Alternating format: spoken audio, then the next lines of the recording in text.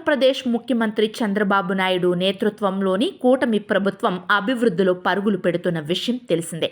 ఒకవైపు సంక్షేమం, మరోవైపు అభివృద్ధి రెండు కళ్లుగా ముందుకు సాగుతున్న సర్కారు నగరాలు, పట్టణాల పరిశుభ్రతకు కూడా పెద్దపీట వేస్తోంది. 8 లక్షల టన్నుల చెత్తను క్లియర్ చేస్తుంది. దీని నుంచి విద్యుత్తును ఉత్పత్తి చేసే వ్యవస్థను కూడా ఏర్పాటు చేసింది. అదే సమయంలో చెత్త సేకరణ, పరిసరాల పరిశుభ్రతకు పెద్దపీట వేస్తోంది.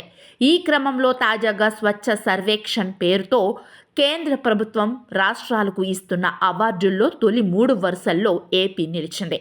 మొత్తం 5 ర్యాంకులను ఏపీ సొంతం చేసుకుంది.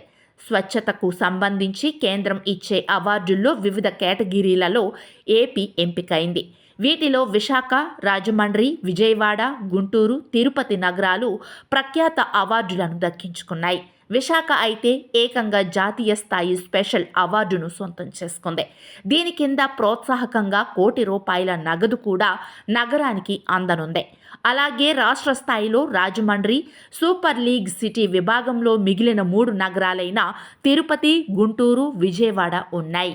నగరాల పరిశుభ్రతతో పాటు ప్రజా ఆరోగ్యానికి పెద్దపీట వేయడంలో కీలక పాత్ర పోషించిన నగరాలకు కేంద్రం 2015 నుంచి ప్రోత్సాహకాలు అందిస్తోంది.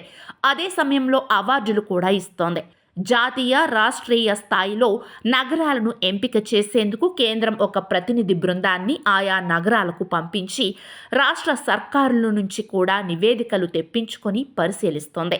చెత్త సేకరణ, రహదారుల శుభ్రత, పరిసరాల పరిస్థితి, గ్రీనరీకి ఇస్తున్న ప్రాధాన్యం వంటి వాటిని అంచనా వేస్తారు. అదే సమయంలో పర్యావరణం కారణంగా ప్రజలకు అనారోగ్యాలు సోకుతున్నాయో లేదో కూడా పరిశీలన చేస్తారు. వాటి ఆధారంగా అవార్డులను ప్రకటిస్తారు. ఈ క్రమంలో కూటమి సర్కారు ఏడాది కాలంలోనే 5 అవార్డులను దక్కించుకోవడం గమనార్హం. ముఖ్యమంత్రి చంద్రబాబు ఏపీలోని నగరాలు, పట్టణాల పరిశుభ్రతకు ప్రత్యేక స్వచ్ఛాంధ్ర కార్పొరేషన్ను ఏర్పాటు చేశారు. చెత్త నుంచి పునరుత్పాదక ఇంధన వనరులను తీయడం, చెత్తరహిత నగరాలను తీర్చిదిద్దడం, ఇంటింటికి వెళ్లి చెత్త నిర్వహణపై అవగాహన కల్పించే కార్యక్రమాలను నిర్వహిస్తారు. దీనితో పాటు సింగిల్ యూజ్ ప్లాస్టిక్ రహితంగా కూడా నగరాలను తీర్చిదిద్దుతున్నారు.